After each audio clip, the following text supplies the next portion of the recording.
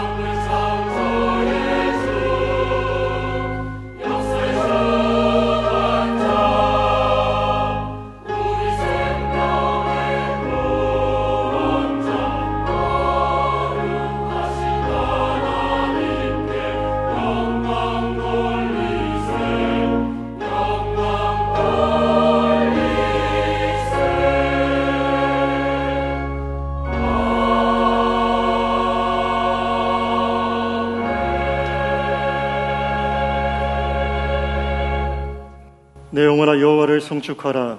내 속에 있는 것들아 다 그의 거룩한 이름을 송축하라. 아멘. 은혜가 풍성하신 아버지 하나님 감사합니다. 오늘도 주의 은혜와 긍휼하심을 구하며 주 앞에 나온 주의 자녀들을 기억하여 주시옵소서. 회복과 구원의 역사가 있는 복된 예배로 이 시간을 주장하여 주시옵소서. 예수님의 이름으로 간절히 기도드립니다. 아멘.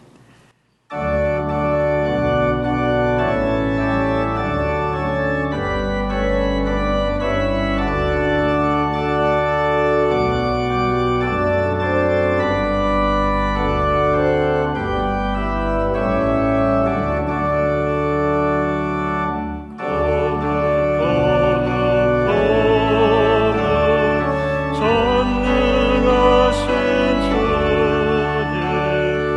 주님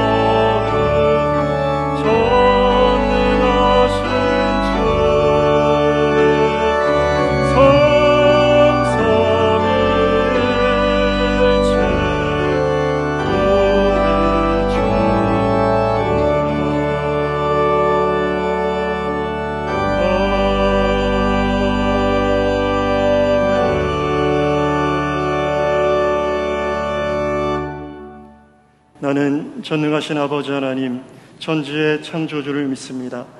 나는 그의 유일하신 아들 우리 주 예수 그리스도를 믿습니다. 그는 성령으로 잉태되어 동정녀 마리아에게서 나시고 본디오 빌라도에게 고난을 받아 십자가에 못 박혀 죽으시고 장사된 지 사흘 만에 죽은 자 가운데서 다시 살아나셨으며 하늘에 오르시어 전능하신 아버지 하나님 우편에 앉아 계시다가 거기로부터 살아있는 자와 죽은 자를 심판하러 오십니다.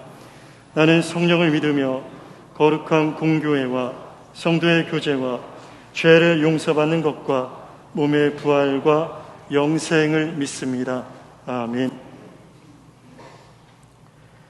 하늘과 땅을 창조하시고 다스리시는 우리 아버지 하나님께 모든 존귀와 영광과 찬송을 올려드립니다. 하나님을 경외하는 자들과 그 인자하심을 바라는 자들을 기뻐하시는 하나님, 오늘 거룩한 주일 저희들이 하나님을 경외하며 그 인자하심을 바라며 주님 앞에 예배드리고자 모였습니다. 순전하게 예배드리는 저희들을 기뻐 받아주시고 상한 마음으로 나온 자들에게는 주님의 풍성한 은혜와 위로가 있게 하여 주시옵소서. 하나님, 이번 주간에는 추석 명절이 있습니다. 고향에 내려가는 발걸음들을 주님 인도하여 주시고 특별히 하나님을 알지 못하는 가족들에게 그리스도의 사랑을 실천하며 복음을 전하는 기회가 되게 하시고 우상이 아닌 하나님께만 영광을 돌리는 저희들이 다 되도록 하나님 축복하여 주시옵소서. 하나님, 우리가 고향을 기억하면서 우리의 영원한 본향이 있다는 것을 잊지 않게 하시고 보이는 이 땅이 전부가 아니라 우리가 돌아갈 본향 하나님의 나라가 있음을 기억하게 하여 주시옵소서. 하나님, 세계의 많은 나라들이 매우 어려운 상황을 겪고 있습니다. 전쟁과 경제 위기로 인하여 두려움에 떨며 유럽에서는 폭염과 가뭄이 이어지고 파키스탄에서는 폭우로 인하여 많은 희생자들이 발생하고 어느 한 곳 안전한 곳을 찾아보기 힘든 세상을 저희가 보고 있습니다. 우리나라에도 태풍이 올라오고 추석을 앞두고 가을 추수를 기다리는 농부들의 마음은 또한 어떠하겠습니까? 우리가 주님의 긍휼하심을 바라며 때를 따라 돕는 은혜를 얻기 위하여 은혜의 보좌 앞에 담대히 나아가오니 이 나라와 열방을 불쌍히 여겨 주시옵소서. 하나님, 우리가 세상에서 일어나고 있는 이 모든 것을 보면서 시대를 분별하는 지혜를 갖게 하여 주시옵소서. 이 시기를 알거니와 자다가 깰 때가 벌써 되었으니 이는 이제 우리의 구원이 처음 믿을 때보다 가까웠습니다. 하나님, 저희로 어두움의 일을 벗어버리고 빛의 갑옷을 입는 우리 모두가 되게 하여 주시옵소서. 사랑의 하나님, 북한을 위해 기도합니다. 북한이 심각한 식량난과 경제난을 겪고 있습니다. 고통 가운데 있는 북한 동포들을 때를 따라 도우시며 구원하여 주시옵소서. 남북이 예수 그리스도 안에서 복음 통일을 이루며 함께 주를 찬송할 날을 속히 허락하여 주시옵소서. 2500만 북한 동포들의 영혼과 생명을 주님 귀히 여겨주시고 예수 그리스도의 보혈로 한반도를 씻어 정결케 하여 주시옵소서. 하나님, 열방에서 주님과 복음을 위하여 잃어버린 한 영혼을 찾기 위하여 외국인과 나그네로 살아가는 선교사님들을 기억하여 주시고 그들의 사랑의 수고를 통하여 잃어버린 자들이 주님께 돌아오게 하여 주시옵소서. 하나님, 한 주간 베트남 신학교 사역을 하시고 돌아오신 담임 목사님의 수고와 헌신을 기뻐 받아주시고 영육간에 강건케 하시며 베트남 신학교를 통하여 베트남 온 땅에 예수 그리스도의 복음이 선포되게 하여 주시옵소서. 하나님, 기뻐할 수 없는 상황에서도 주님의 품 안에서 기쁨과 평안을 누리게 하시고 실패 속에서도 주님이 함께 하심을 잊지 않게 하시며 연약함 속에서도 강하게 하시는 주님의 능력을 신뢰하며 질병 가운데서도 주님께서 우리를 위해 채찍에 맞으심을 기억하며 모든 상황과 환경에서 이기는 자의 믿음을 갖게 하여 주시옵소서. 하나님, 우리의 삶 가운데 많은 기도의 제목들이 또한 있습니다. 가족의 문제, 건강의 문제, 경제적 어려움과 우리들의 마음의 소원과 간구로 주님께 눈물로 기도하며 간구하는 주의 백성들의 기도에 신실하게 응답하여 주시옵소서. 눈물로 씨를 뿌리는 자가 기쁨으로 단을 거둔다고 하신 말씀처럼 우리가 인내함으로 열매를 기다리고 바라게 하여 주시옵소서. 하나님, 할렐루야 찬양대의 찬양이 하나님을 영화롭게 하는 찬양 되게 하시고, 담임 목사님의 말씀 선포를 통하여 우리들의 심령에 성령의 불을 내려주시어 뜨거운 마음으로 주님을 사랑하며 이웃사랑을 실천하는 참된 주님의 제자들로 인도하여 주시옵소서. 이 시간 주님의 얼굴을 구하며 예배드리는 저희들에게 주의 얼굴을 비춰주시고 평강을 주시옵소서. 마라나타 만왕의 왕 예수 그리스도 이름으로 기도드렸습니다. 아멘.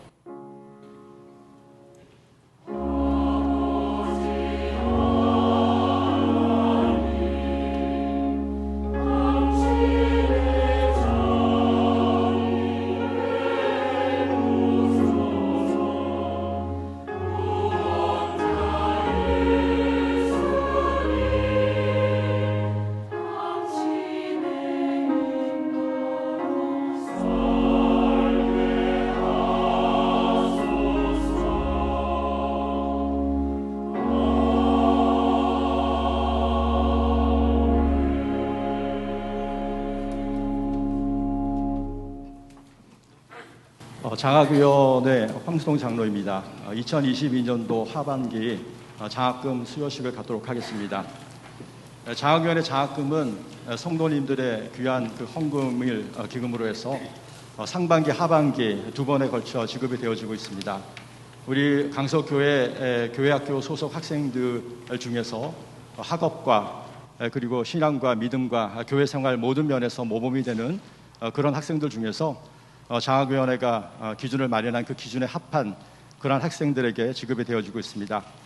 향후에는 교회 내뿐만 아니라 교회 밖 지역사회 속에서도 장학금이 간절한 그런 학생들을 적극 발굴하고 그들에게도 하나님의 사랑과 그리고 복음이 전파될 수 있는 그러한 귀한 계획을 강구 중에 있습니다. 2020년 하반기에는 중등부 13명, 고등부 14명, 청년부 10명 해서 총 37명의 장학생이 선발이 되었습니다. 우리 장학생 대표들은 앞으로 나와서 관계상 앞에 서주시기 바랍니다.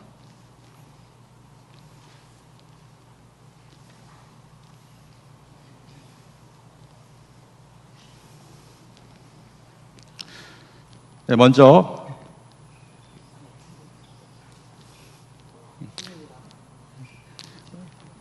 중등부 대표 김솔민 학생입니다. 다음은 고등부 대표 이시현 학생입니다. 네, 마지막으로 청년부 대표 주리나 학생입니다. 네, 뒤로 돌아서 주십시오. 여러분들의 밝고 귀하고 장래가 촉망되는 우리 귀한 미래 지역들입니다. 이제 인사하고 들어갈 때에 큰 격려의 박수 부탁드리겠습니다. 차렷 경례.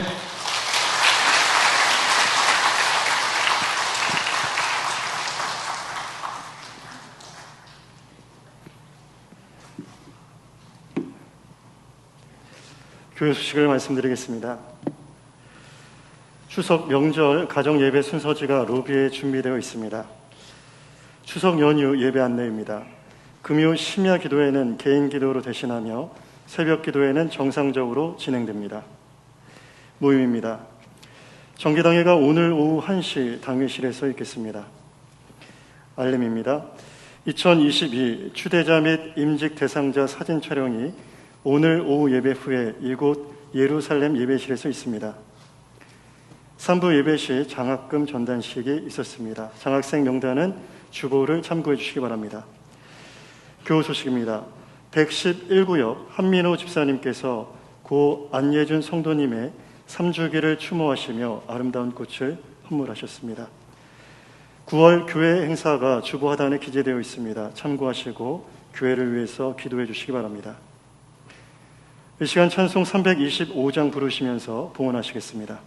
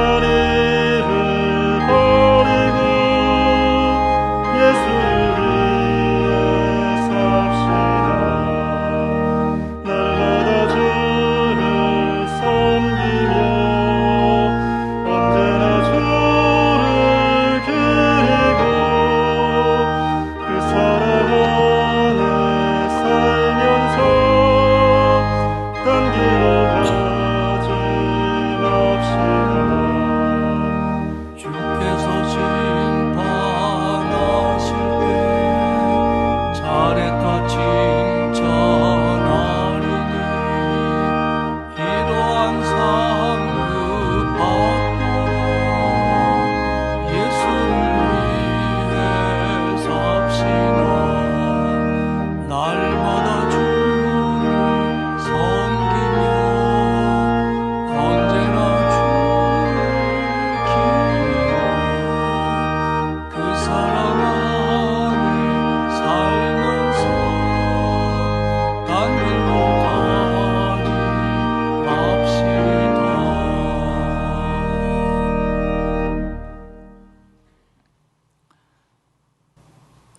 우리를 구원하사 자녀 삼아주시고 한결같은 사랑으로 우리를 이끌어 주시는 하나님의 은혜 진심으로 감사를 드립니다. 하나님의 사랑과 은혜는 우리에게 너무 크며 한결같지만 우리는 얼마나 마음으로 딴 생각을 했으며 입술과 행동으로 딴 길을 걸었는지 하나님 앞에 부끄러운 마음뿐입니다. 오늘 복된 주일을 맞이하여 하나님 앞에 예배하며 우리의 허물과 죄악을 주께 고하오니 주님의 거룩한 보혈의 비로 우리의 죄악들을 씻어 주옵소서. 그리고 이 예배를 통하여 새 힘을 얻게 하시고 세상을 이기고 죄악을 이기고 내 욕심을 이길 수 있는 믿음의 힘을 더하여 주옵소서. 오늘 우리가 하나님의 은혜에 감사하며 하나님께 예물을 드리오니 아버지여 받으시옵소서. 주일헌금을 드립니다. 감사 예물을 바칩니다. 하나님 받으시고 드린 손길들을 복되게 하시옵소서. 11조를 드립니다. 하나님 흠양하시옵소서. 그리고 그 가정을 책임져 주사 건강하게 하시고 평안하게 하시고 형통하도록, 그리고 자녀들의 길이 열리도록 하나님 축복해 주옵소서. 구제헌금, 장학헌금, 국내외 선교헌금을 드립니다. 하나님의 사랑이 이웃들에게 전파되게 하기 위해서, 그리고 농어촌 미자립교회, 도시개척교회, 기독교 기관, 해외의 선교지에 하나님의 복음의 활력을 넣기 위하여 드리는 예물이오니 하나님 쓰시고 보낼 때에 하나님의 역사가 나타나며 구원의 밑거름이 되도록 사용하여 주옵소서. 기도 제목을 담아 서원헌금을 드리는 마음들을 흠양하사 응답하시고 꽃꽂이 예물을 드리는 가정에 기도를 들으사 가족들을 지켜주시며 자녀들의 앞길을 선하게 열어 주옵소서. 아버지 하나님, 전 세계가 코로나로, 전쟁으로, 재난으로 힘들어합니다. 사람의 힘으로 할 수 없음을 우리가 뼈저리게 깨닫사오니 주님 도와주옵소서. 주님 고쳐 주옵소서. 특별히 이 나라를 불쌍히 여겨주시어서 정말 하나님이 기뻐하시는 복줄 만한 나라가 되게 하시옵소서. 하나님의 공의가 강물처럼 흐르며 이 땅의 백성들이 하나님을 두려워하며 하나님의 마음을 품을 수 있는 그런 나라가 되도록 만들어 주옵소서. 하나님, 우리 교회를 하나님이 지켜주시되 우리 교회가 교회로서 본질을 다하게 하시고 하나님이 기뻐하시는 일에, 영혼을 구원하는 일에 앞장서게 하시며 성도들 한 사람 한 사람을 지켜주시되 연로하신 어른들에게 건강을 주시고 하늘의 소망이 하루하루에 새 힘되게 하옵소서. 여러 가지 질병으로 고통받는 성도들을 치유해 주시고 입원 중인 성도들, 요양원에 있는 성도들, 가정에서 고통 중에 있는 성도들을 고쳐주시며 특별히 항암치료 같은 어려운 치료를 받고 있는 성도들에게 하나님 날마다 몸과 마음에 힘을 주옵소서. 우리 젊은이들을 하나님이 책임져 주시되 진학의 문을, 진급의 문을, 취업의 문을, 결혼의 문을, 태의 문을 열어주시고 우리 아이들 말씀으로 잘 자라나도록 축복하시며 진행되고 있는 청년의 수련회 위에도 은혜를 더하여 주옵소서. 아버지 하나님, 우리가 이 가을을 맞이하여 신앙의 열매를 맺을 수 있도록 도와주시고 이번 주일도 여러 가지 어려움들이 있지만 또 명절을 앞두고 오가는 발걸음들을 지키시며 기쁨과 감사함의 은혜가 있는 그런 한 주간이 되도록 만들어 주옵소서. 이 예배를 통하여 크신 은혜 주실 줄 믿으며 예수님의 이름으로 기도드리옵나이다. 아멘.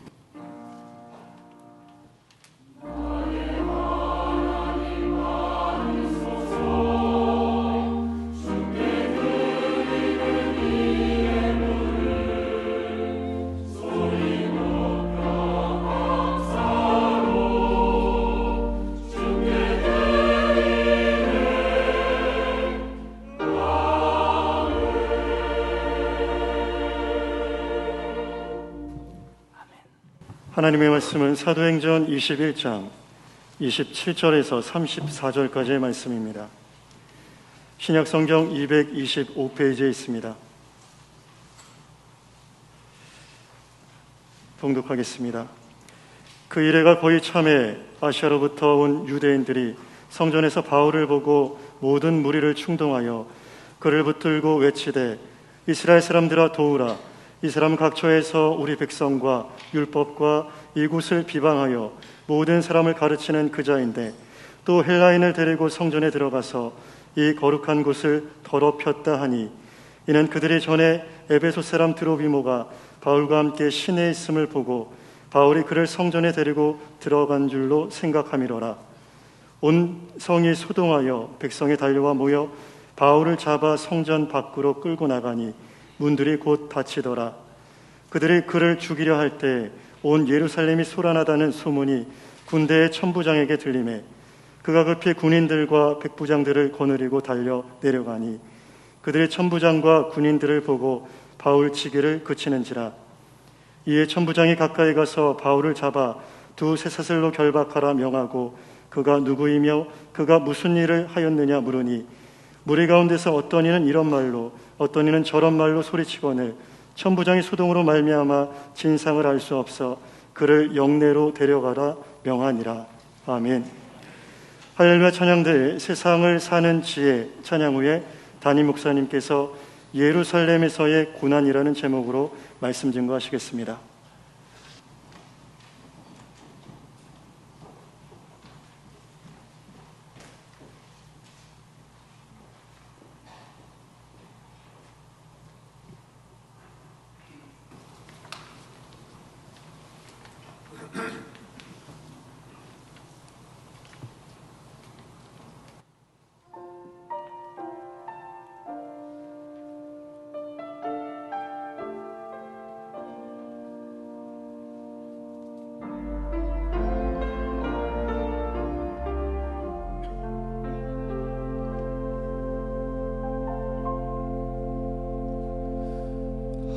하늘을 볼 겨를도 없이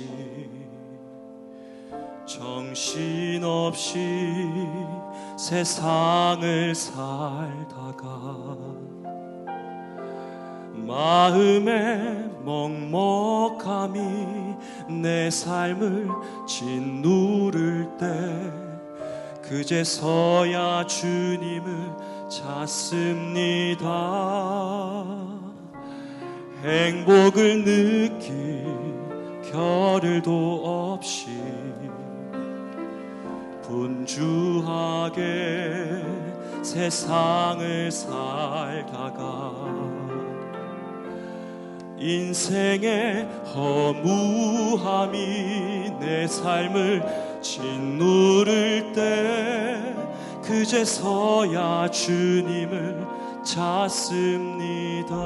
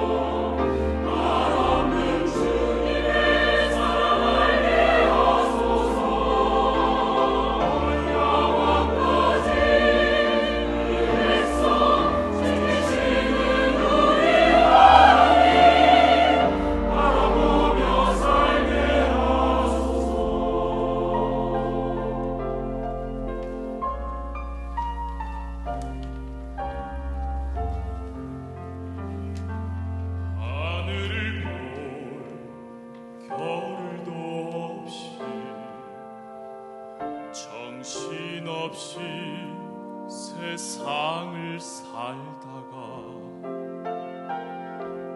마음의 먹먹함이 내 삶을 짓누를 때 그제서야 주님을 찾습니다. 행복을 느낄 겨를도 없이 분주하게 세상을 살다가 인생의 허무함이 내 삶을 짓누를 때 그제서야 주님을 찾습니다.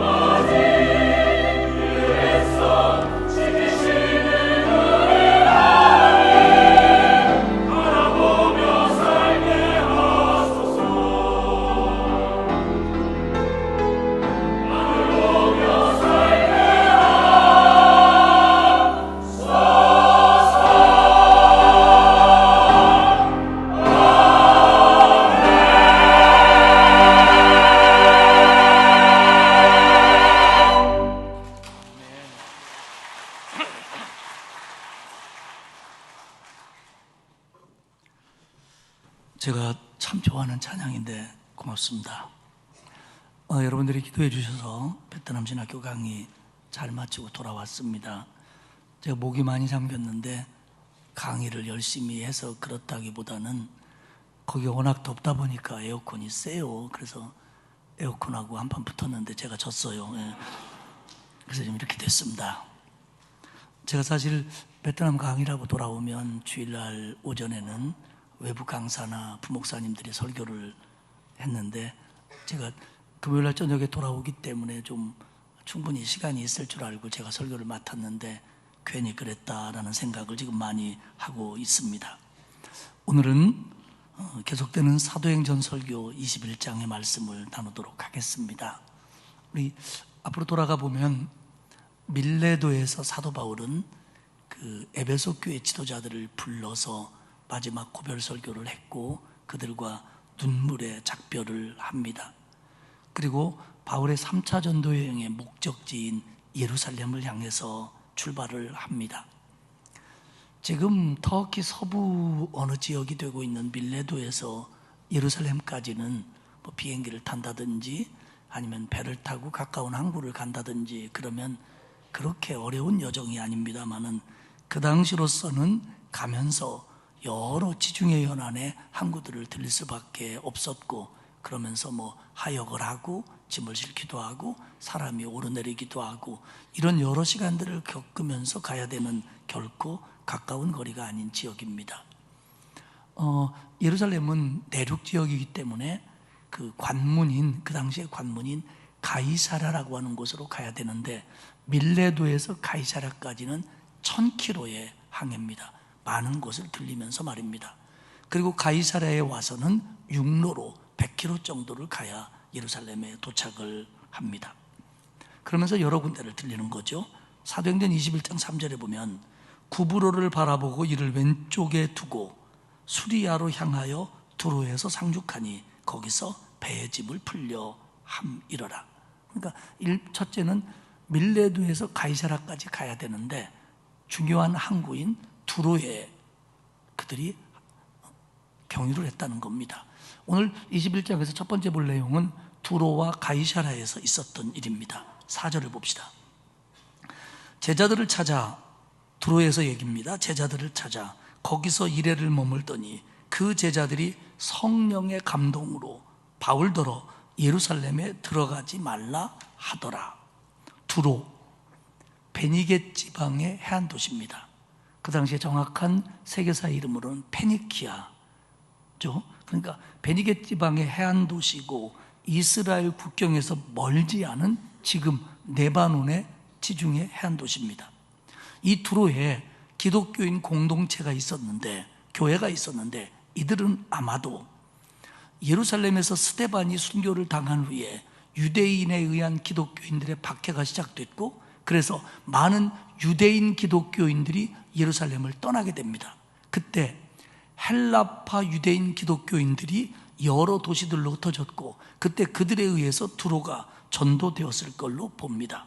또한 복음서에 의하면 예수님이 직접 이 땅에서 사역할 때 갈릴리에서 멀지 않는 두로 지역의 사람들이 갈릴리까지 와서 예수님의 복음을 들었고, 예수님도 갈릴리에서 두로에 가서 복음을 전했습니다. 그렇기 때문에 오늘 두로의 기독교 공동체는 일부는 예수님 당시부터 예수님을 믿었던 사람들일 것이고, 나머지 일부는 그 후에 성령 강림 후에 예루살렘 박해 이후에 믿었던 사람들일 겁니다. 어쨌든 이 두로에서 일주일을 머물면서 그 두로 신자들과 교제를 하고 말씀을 나눴는데, 그 두로 신자 중에 어떤 사람이 그 와중에 기도하는 중에 성령의 감동으로 바울더러 예루살렘에 들어가지 말라고 했다는 겁니다. 그러니까 하나님이 감동을 주기를, 야, 사도 바울이 예루살렘에 가면 큰 어려움을 당할 거다, 그런 감동이 그들에게 왔기 때문에 그들은 이들을 말렸다는 겁니다. 그럼에도 불구하고 바울은 예루살렘으로 갑니다. 우리는 이 부분을 어떻게 이해해야 될까요? 바울이 그들이 성령의 감동을 받아 바울이 고난당한다고 하는 것을 믿지 못해서일까요? 아니면 믿었지만 고집을 부리고 바울이 간 걸까요? 우리는 이렇게 해야 됩니다. 이렇게 이해하시면 될 것 같습니다. 두로의 성도들이 기도하는 중에 하나님의 은혜로 바울이 예루살렘에 가면 고난을 당할 거다라는 것을 알게 하셨습니다. 여기까지는 성령의 감동입니다. 그런 것을 알게 되니까 그들은 바울을 말리고 싶은 겁니다. 자기들이 사랑하는 사람이 예루살렘에 가서 고난당하는 걸 원할 사람은 없으니까요. 그러니까 바울 선생님 가지 마십시오. 이건 그들의 생각이고 그들의 정입니다. 바울은 이 부분을 충분히 이해했고 말리는 사람들의 입장도 생각했지만 자기는 가야 한다라고 분명히 이야기를 합니다. 하나님께서는 이런 일들을 통해서 바울이 예루살렘에 가서 당할 일에 대한 마음가짐을 더 단단하게 해주고 싶었는지도 모릅니다. 타고 온 배가 하역 작업이 끝났고 사람들이 오르내리고 그러면서 다시 배를 타고 돌레마이를 거쳐, 돌레마이는 지금 이스라엘 땅 악고라는 곳입니다. 아케르라고 부르는데, 두로는 레바논 땅이고 악고는 이스라엘 땅인데, 그 당시에는 로마가 지배하기 때문에 국경의 개념이 없습니다. 해안가를 거치면서 이제 가이사라로 가는 겁니다. 8절에 의하면 이튿날 떠나 가이사라에 이르러 7 집사 중 하나인 전도자 빌립의 집에 들어가서 머무니라. 가이사라에 빌립이 살고 있었는데 초기 예루살렘 교회의 7 집사 중 하나입니다. 스데반과 함께. 그는 예루살렘에 박해가 있을 때 사마리아에 가서 전도를 했고요, 우리가 본 것처럼 사도행전 8장에 의하면 에티오피아 국고를 맡은 네시에게 전도해서 그에게 세례를 베풀었던 사람이 바로 이 집사 빌립입니다. 그런데 이 집사 빌립은 로마의 총독이 유대를 관장하는 관저가 있는 가이사라까지 오게 됩니다. 당시 이스라엘의 수도 역할을 하고 있는 곳은 예루살렘입니다. 하지만 로마가 파송한 유대의 총독이 머물고 있는 주둔지는 가이사라입니다. 거기는 헬라화된 도시고 해변가이기 때문에 그렇습니다. 빌립이 전도를 하면서 거기까지 갔고 가이사라에서 기독교 공동체를 이끌고 있는 그런 사람이었다는 겁니다. 근데 오늘 본문은 그를 전도자 빌립이라고 부릅니다. 신약성경에서 특히 사도행전에서 전도자라고 하는 것은 무슨 뜻이냐면 어느 한 기독교 공동체를 베이스 캠프로 해서 그 지역에 있는 사람들에게 말씀을 가르치고 전도를 하면서 이 지역 저 지역 다니면서 복음을 전하는 사람을 전도자라고 부릅니다. 사도는 그런 범위에서 볼 때 베이스 캠프가 없이 여러 군데를 다니면서 복음을 전하는 사람을 범위 면에서 볼 때 사도라고 부르고 있습니다. 이 빌립의 집에서 사도 바울이 여정을 풀고 좀 머무릅니다. 그런데 유대로부터 아가보라고 하는 선지자가 옵니다. 11절에 보면 아가보라고 하는 선지자가 우리에게 와서 바울 일행에게 와서 바울의 띠를 가져다가 허리띠를 가져다가 자기 수족을 잡아매고 말하기를 성령이 말씀하시되 예루살렘에서 유대인들이 이같이 이 띠 임자를 결박하여 이방인의 손에 넘겨주리라 하거늘. 선지자 아가보가 바울 일행과 가이사라 성도들 앞에서 예언을 합니다. 근데 이 예언을 말로만 하는 게 아니라 어떤 행동으로 보여주는 거예요. 그 성경에 보면요, 하나님의 사람들이 하나님께 예언을 받았을 때 그것을 말로만 하는 게 아니라 그것을 더 각인시켜주기 위해서 행동을 보여주는 경우가 있었습니다. 예를 들면 우리가 수요일 저녁에 열왕기서를 나누고 있는데요, 열왕기서 11장에 보면 선지자 아히야라고 하는 사람이 여로보암을 찾아옵니다. 이 여로보암은 누구냐면 이스라엘이 솔로몬 이후에 아들대의 북왕국 이스라엘과 남왕국 유다로 나뉘는데 이 북왕국 유다로 나뉠 때 북왕국을 이끄는 첫 번째 왕이 되는 솔로몬의 신하가 여로보암입니다. 그리고 남왕국은 솔로몬의 아들인 르호보암이 그 왕국을 이끌어가지요. 그런데 이 아히야가 여로보암이 왕이 되기 전에 여로보암에게서 하는 말이 자기 옷을 12조각으로 찢더니 하나님이 너에게 이 10조각을 주실 거다, 이렇게 예언을 합니다. 그러면서 네가 왕이 되고 10지파를 거느리게 될 거다, 이렇게 예언을 했거든요. 그 예언처럼 사실 북왕국은 10지파가 분열이 되어 북왕국 이스라엘을 세우고 여로보암이 왕이 됩니다. 남아있는 2지파는 유다 왕국을 지켜가면서 솔로몬의 아들이 왕을 이어가죠. 이런 일들이 성경에는 있습니다. 어쨌든 아가보가 와서 바울의 허리띠를 가지고 다리를 묶고 손을 묶은 다음에 이 주인이 예루살렘에 가면 이렇게 된다 라고 예언을 한 겁니다. 하지만 그는 그러니까 가지 말라, 그 얘기는 하지 않습니다. 그러나 바울을 사랑하는 성도들과 일행들의 입장은 달랐습니다. 바울이 저렇게 된다는데 우리가 어떻게든지 말려서 못 가게 해야겠다. 12절에 보면 우리가, 바울 일행이 그 말을 듣고 그곳 사람들과 가이사라 성도들과 더불어 바울에게 예루살렘으로 올라가지 말라 권하나. 가이사라 성도들은 두로의 신자들과 마찬가지로 바울을 말립니다. 당신 예루살렘 가면은 큰 변을 당할 겁니다. 가지 마십시오. 왜냐하면 예루살렘의 유대인들이 예수님을 죽인 후에 예수님을 그리스도라고 하는 그 복음 전하는 자들을 핍박했고 그들의 대표자인 바울을 지금 벼르고 있는 거예요. 그러면서 게다가 우리라고 표현된 바울과 선교여행을 같이 한 일행들, 사도행전의 저자 누가를 포함한 이들까지도 말리는 겁니다. 그 말을 듣고 우리가 그들과 더불어서 바울을 가지 말라고 말렸다는 겁니다. 바울을 진심으로 사랑했기에 예루살렘으로 가지 말라고 말리는 겁니다. 근데 바울은 13절에서 이렇게 얘기합니다. 바울이 대답하되 여러분이 어찌하여 울어 내 마음을 상하게 하느냐. 나는 주 예수의 이름을 위하여 결박당할 뿐 아니라 예루살렘에서 죽을 것도 각오하였느라. 어찌하여 울어서 내 마음을 아프게 하냐. 동역자들의 만류와 성도들의 눈물이 사도 바울의 감정에 영향을 줬다는 겁니다. 마음을 상하게 하다, 약하게 하다, 아프게 하다. 그들이 너무 슬퍼하기 때문에 사도 바울의 마음이 아팠다는 겁니다. 근데 여기서 마음이 아프다, 마음을 아프게 하다, 이거의 헬라어 직역은 뭐냐면요, 빨래하는 여자처럼 내 마음을 마구 두드렸다, 이런 뜻입니다. 아마 그들도 뭐 빨래 방맹이로 빨래를 했는지 아니면 어떤 물건으로 빨래를 두드렸는지 모르지만 그렇게 사도 바울의 마음을 아프게 두드렸다는 겁니다. 내 마음을 약하게 만든다. 내 마음을 아프게 만든다. 그러나 바울은 분명히 얘기합니다. 나도 안다. 그러나 내가 그곳에 가서 결박을 당할 뿐만 아니라 죽는다고 그래도 나는 가겠다. 왜?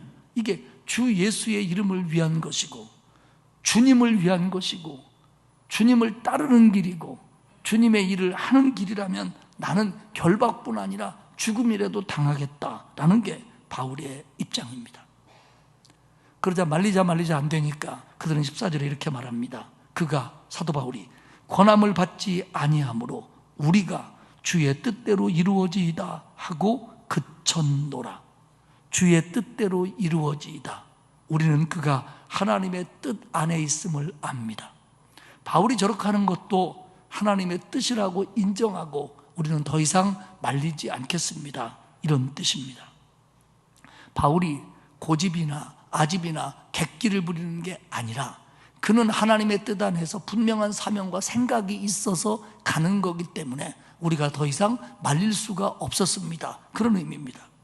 결국 바울을 가이사랴에서 예루살렘으로 보냅니다. 두 번째 얘기는 예루살렘에서의 일입니다. 이제 가이사랴를 떠납니다. 바울과 누가를 비롯한 바울의 일행들, 그리고 가이사랴에서 몇몇 명의 신도들이 또 따라옵니다. 그런데 그들 중에는 예수 그리스도의 오랜 제자인 구브로 사람 나손이라고 하는 사람이 있습니다. 이 나손은 예루살렘에 집이 있었기 때문에 이 사람들을 모시고 가서 자기 집에 유하여야 하겠다, 그런 마음으로 이들과 동행을 합니다. 바울은요, 예루살렘에 간 다음에 처음으로 만난 사람이 누구냐면 야고보와 예루살렘 교회의 지도자들입니다. 여기서 야고보는 예수님의 제자 야고보가 아니고 예수님의 동생 야고보입니다. 예수님의 동생 야고보는 어렸을 적에 같은 집에서 자라난 예수 그리스도를 구주로 인정하지 않았습니다. 그러나 자기가 형이라고 믿었던 그 예수가 십자가에 달려 죽고 부활한 것을 본 다음에, 그 예수가 살아나는 것을 본 다음에 그는 예수를 구주로 믿습니다. 그리고 예루살렘 교회의 리더가 되지요. 그래서 사도행전 15장에 보면 예루살렘 총회가 열립니다. 그 총회의 이슈는 뭐였냐면, 유대인들은 하나님의 백성은 유대인뿐이고 구원은 유대인에게만 있다라고 믿었는데 지금 이방인들이 예수를 믿고 구원받는다고 하는 것을 우리가 어떻게 받아들여야 되느냐, 과연 이걸 우리가 인정해야 되느냐의 문제였고, 또 하나, 그렇다면 이방인들이 예수 그리스도를 믿고 구원받는다고 한다면 그들은 율법을 어디까지 지켜야 되느냐, 이런 것들을 가지고 토의한 것이 사도행전 15장의 예루살렘 총회입니다. 그때 이 야고보가 의장이었습니다. 그래가지고 이것이 이방인에게 복음을 전하는 것이 하나님의 뜻이다 라는 하나님의 뜻을 밝히는데 결정적인 역할을 했던 사람이 예수님의 동생 야고보였고, 지금 현재 예루살렘 교회를 이끌어가고 있습니다. 그래서 그들에게 사도 바울이 보고를 하는 겁니다. 그 전에 바울은 지금 예루살렘에 가는 목적이 하나 또 있습니다. 그건 뭐냐면 이방 교회들이 헌금해 준 구제헌금, 지금 예루살렘에는 큰 기근이 왔거든요. 그럼 예루살렘 교회 가난한 성도들의 기근을 돕기 위해서 늦게 세워진 교회지만 에베소를 중심으로 한 아시아 교회, 무슨 빌립보 교회나 데살로니가 교회를 중심으로 한 마게도니아 지역의 교회, 고린도를 중심으로 한 아가야 지역의 교회들이, 이 교회들이 헌금을 해가지고 바울에게 줬습니다. 그 때문에 바울은 이 헌금을 가지고 예루살렘에 와서 야고보와 지도자들에게 넘겨주는 겁니다. 이게 이방 교인들이 헌금한 구제헌금입니다. 선교헌금입니다. 그러니 이거 도와주십시오. 그리고 19절에 보면 그동안 바울이 돌아다니면서 복음을 전한 내용, 누가 믿었고 누가 반대했고 어떤 고난을 받았고 어떤 핍박을 견뎠고 이런 얘기를 자세하게 보고합니다. 19절에 보면 바울이 문안하고 하나님이 자기의 사역으로 말미암아 이방 가운데서 하신 일을 낱낱이 말하니, 하나님이 자기를 통해서 어떤 일을 했는지 낱낱이 말했다는 거예요. 해석적인 설명과 함께 기술하다, 묘사하다, 열거하다, 이런 뜻입니다. 그러니까 뭐 어디에 교회가 세워지고 어디서 고난을 당했고 어떤 사람이 구원받았고 쫙 설명합니다. 그랬더니 그 얘기를 듣고 야고보와 예루살렘의 지도자들이 와, 우리 하나님 대단하시다, 하나님께 영광을 돌립니다. 그러더니 야고보가 고민을 털어놓습니다. 그 고민을 털어놓는 게 뭐냐면, 바울은 이방 지역을 다니면서 선교를 해서 외국에 나가 있는 유대인들과 현지에 살고 있는 헬라인들을 많이 구원했는데 지금 야고보와 다른 이들은 예루살렘에서 유대인에게 전도를 해서 구약적인 율법에 쩌들어 있던 유대인 중에 많은 사람들이 예수를 믿고 구원받았다는 거예요. 근데 여기까지는 좋은데, 그게 수만인데, 이들에게 도는 소문이 뭐냐면, 이들은 아직도 예수를 구주로 믿고 구원받았다고 하지만 아직도 구약적인 율법을 지켜야 된다라고 생각하는 것이 많았던 사람이에요. 근데 이들에게 어떤 소문이 도냐면, 바울이 이방 지역을 다니면서 이방인들에게는 그만두고 유대인들에게 모세를 배반해라, 너희 아들들에게 유대인의 전통인 할례를 베풀지 말아라, 그리고 유대인의 관습을 지키지 말아라, 바울이 그러고 다닌다라고 예루살렘에 소문이 났고, 그 소문은 예수 그리스도를 구주로 믿은 예루살렘의 교회 공동체 속에서도 부정적인 소문으로 자리를 잡았다는 겁니다. 결국 이 문제는 교회 내 문제입니다. 교회 내 오해죠. 왜냐하면 바울은 그렇게 말한 적이 없습니다. 물론 이방인들은 예루살렘 총회의 결정대로 이방인들은 할례를 받지 않아도 된다, 그럴 필요 없다, 그건 유대인의 관습이다. 그러나 유대인들에게 너네 할례 베풀지 말아라, 그렇게 말한 적이 없거든요. 그런데 이런 오해들이 지금 교회 안에 있었기 때문에 바울은 그런 것들을 설명하고 또 서로 이해를 하고 이러면서 일단락이 됩니다. 그런데 문제는 다른 곳에서 터집니다. 이 문제가 큰 문제입니다. 바울이 예루살렘에 가서 이런 문제들을 해결하고 성전으로 갑니다. 예루살렘 성전은 지성소와 성소로 나뉘은 성전 건물이 있고요, 그 건물 앞뜰이 있습니다. 이걸 안뜰이라고 부르는데 여기는 유대인만 들어갈 수 있어요. 그리고 요 안뜰 바깥에 바깥뜰이 있는데 이 바깥뜰에는 유대교로 개종한 이방인들도 들어갈 수 있습니다. 당연히 바울은 유대인이기 때문에 안뜰에 들어갔습니다. 근데 이 안뜰에서 어떤 사람들을 만나냐면 아시아로부터 온 사람들을 만납니다. 주로 에베소 지역에 있었던 사람들입니다. 그러니까 에베소 지역에 살던 유대인들이 절기를 맞이하여 예루살렘에 왔다가 바울을 알아보는 겁니다. 왜냐하면 바울은 3년 동안 에베소에 머물면서 두란노 서원에서 복음을 가르쳤고, 그때 우리가 기억하기는 그때 아시아에 온 사람들이 유대인이나 헬라인이나 다 같이 바울의 복음을 들었다라고 성경은 설명합니다. 그러니까 지난 3년간 에베소에 살면서 바울은 유명 인사가 되었고, 부정적이든 긍정적이든 많은 사람들이 바울을 알아봤다는 겁니다. 근데 그들이 오더니 보니까 저 인간 우리 동네 와가지고 예수가 구주라고 전도했던 인간, 왜냐하면 이들은 예수님을 믿지 않는 유대인들이니까요. 그러니까 무리를 충동질하면서 뭐라고 얘기하냐면 28절입니다. 외치되 이스라엘 사람들아 도와주라. 이 사람은, 이 인간은 각처에서 우리 백성과 율법과 이곳 성전을 비방하여 모든 사람을 가르치는 그 자인데, 또 헬라인을 데리고 성전에 들어가서 이 거룩한 것을 더럽혔다.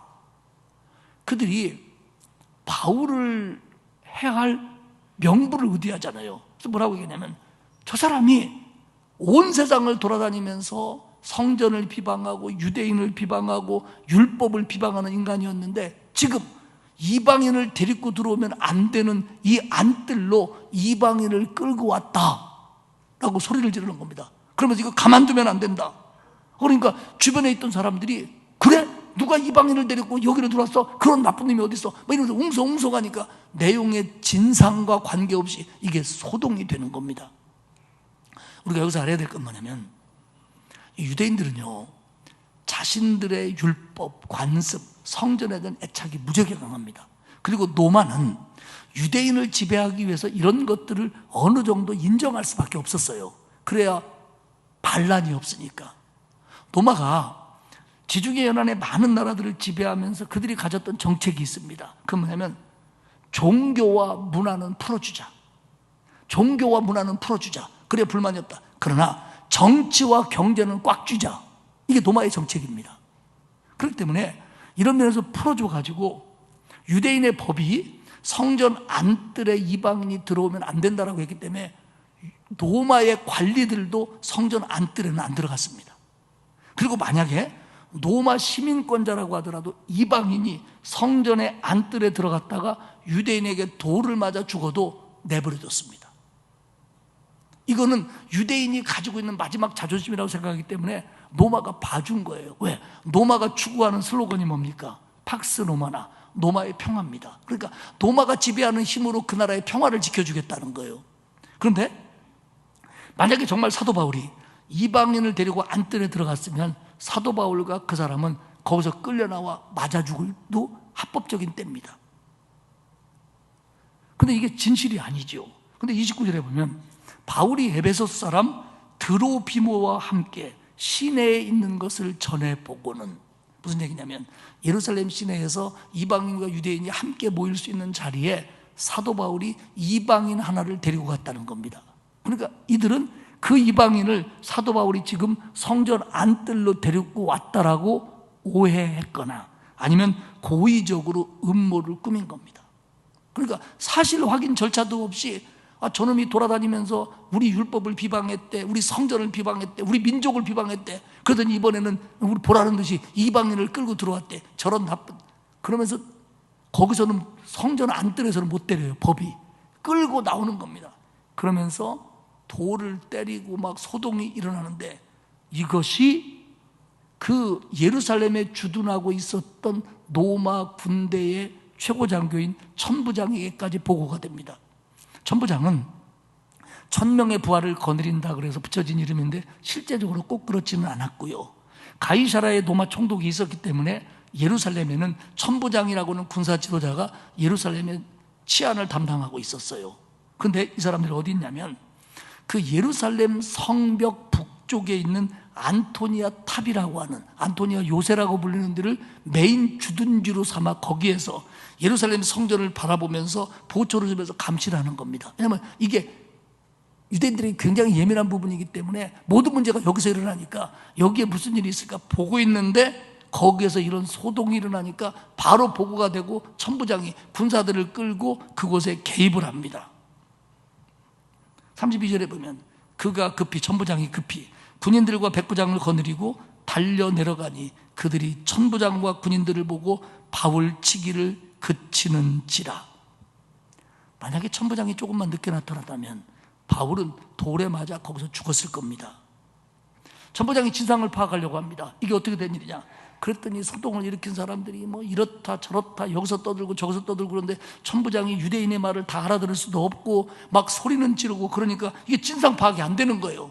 그래서 부하들에게 일단 정리하고 저 사람을 끌고 영내로 들어가서 우리가 좀 조사 좀 해보자. 끌고 들어갑니다.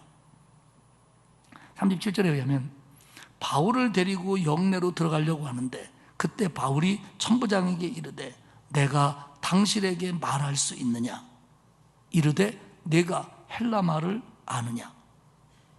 천부장이 바울을 끌고 영내로 들어가려고 하는데 바울이 헬라 말로 내가 당신에게 말할 수 있겠습니까? 라고 말을 하니까 이 천부장이 깜짝 놀라는 거예요.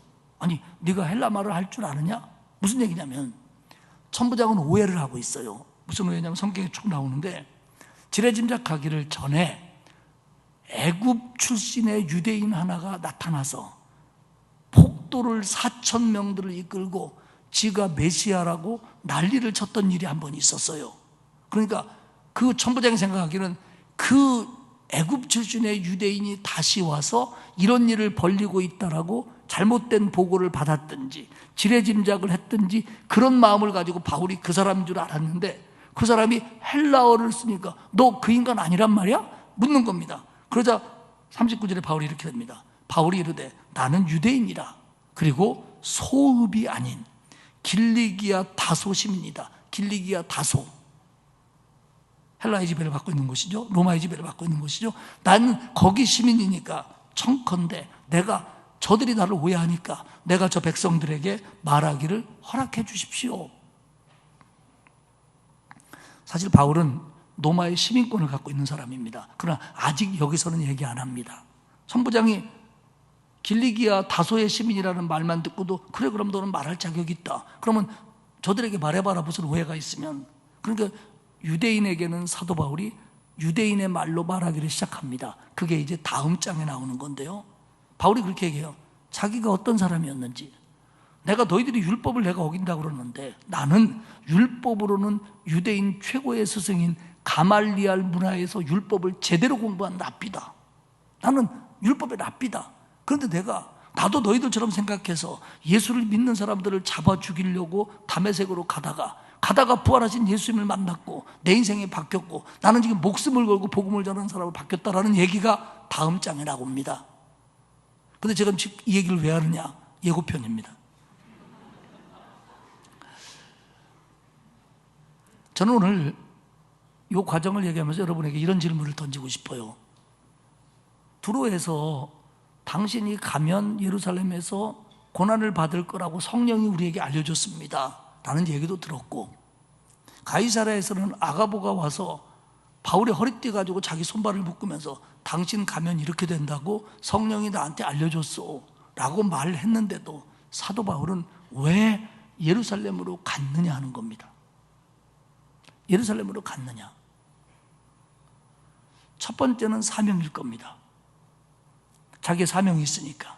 지금 이방인 교회에서 거둬준 구제헌금, 그걸 예루살렘에 전해줘야 되니까 그게 자기의 사명입니다. 근데 사실은 이건 다른 사람을 통해서 전해주거나 비밀리에 들어와서 전해줄 수도 있는 일입니다. 그렇기 때문에 그 일 때문에만 예루살렘에 갔다 이렇게 볼 수는 없습니다. 또 하나는 사도 바울은 예루살렘에 가서 복음을 전하고 싶었습니다. 가서 내가 그들을 만나 몸으로 부딪히고 내가 어떻게 예수님을 만났는지를 전해야겠다라는 마음이 컸습니다. 그게 사명이죠. 그리고 예루살렘에서 준비해서 그가 그토록 꿈꾸는 노마에 가서 복음을 전하고 노마 교회와 함께 당시 유럽의 끝이라고 생각했던 스페인까지 가서 복음을 전하려고 하는 준비 작업을 하기 위해서 예루살렘에 오려고 하는 겁니다. 그러니까 이런 일들은 바울이 주께로 받은 사명입니다. 그러면 사도 바울이 나는 거기 가서 결박을 당한다고 할지라도 죽을지라도 나는 가겠다라는 것이 사명 때문에 가는 건데, 사명 속에는 뭐가 있느냐는 겁니다. 바울이 그렇게 사명을 갖고 목숨까지 바칠 만한 그 바울의 속에 있는 게 뭐냐는 거죠. 그게 뭐냐면 자기 같은 사람을 주 예수 그리스도의 보혈로 구원해 줬다고 하는 것에 대한 감격입니다. 감사합니다. 바울은 늘 그렇게 생각해요. 나는 죄인 중에 괴수다. 그 얘기는 뭐냐면, 바꿔 얘기하면 만약에 내가 예수였다면, 내가 예수님이었다면 나는 나 같은 것은 구원하지 않았을 수도 있겠다. 그런 마음입니다. 자기는 구원받을 자격이 없다는 거예요. 예수 믿는 사람들을 잡아 죽이기 위해서 발버둥 쳤던 자기인데 그런 자기에게 오셔서 자기를 구원했다고 하는 이 구원의 감격. 사도 바울이 늘 얘기하죠. 자기는 복음의 빚진 자라고.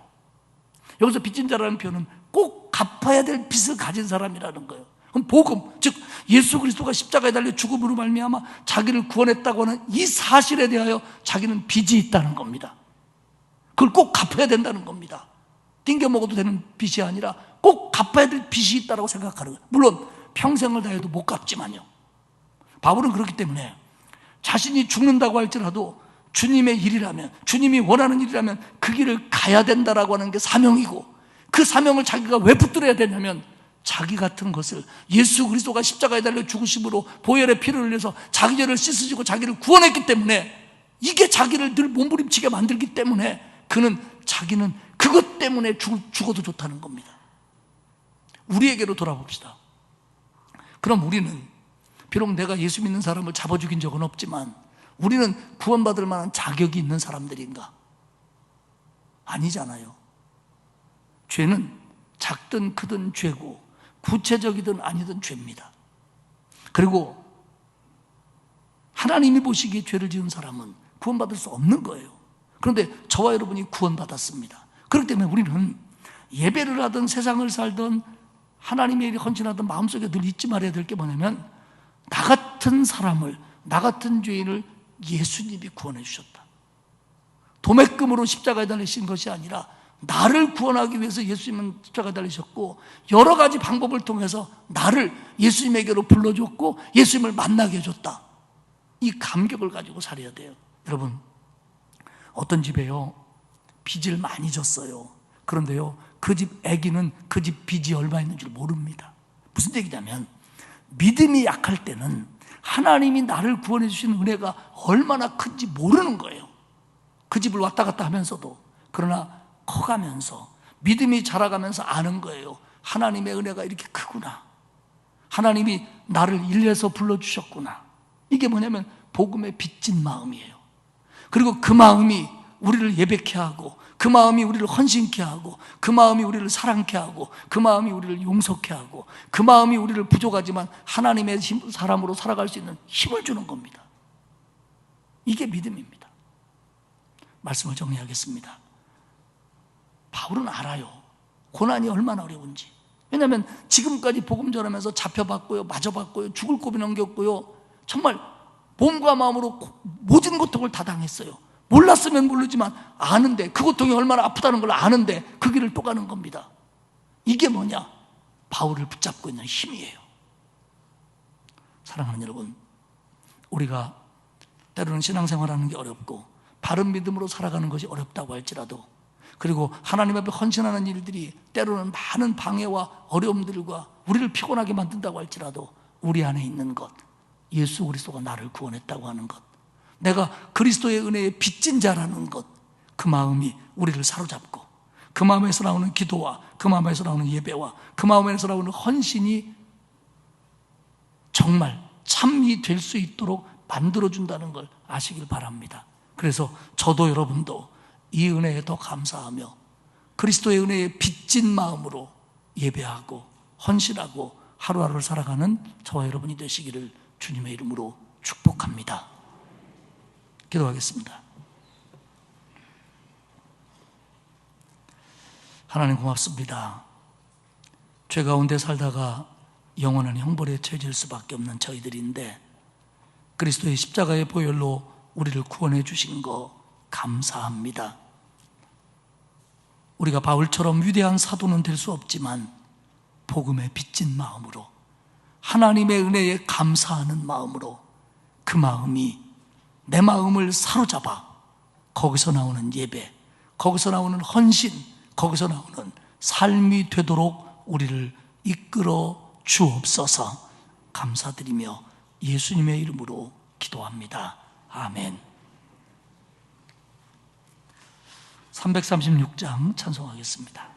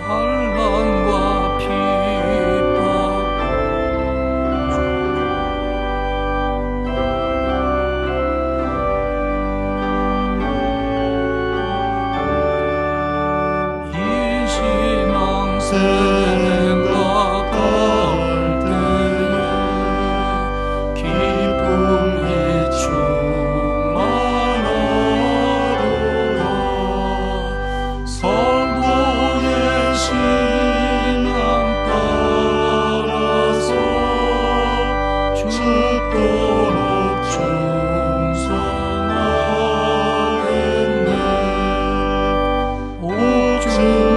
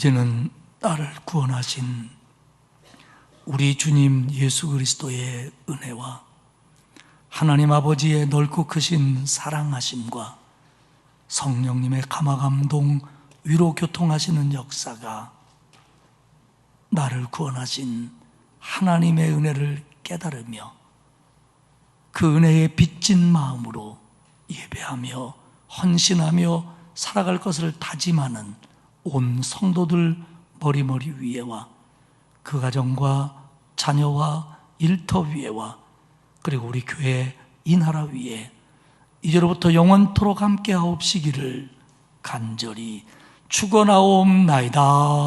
아멘.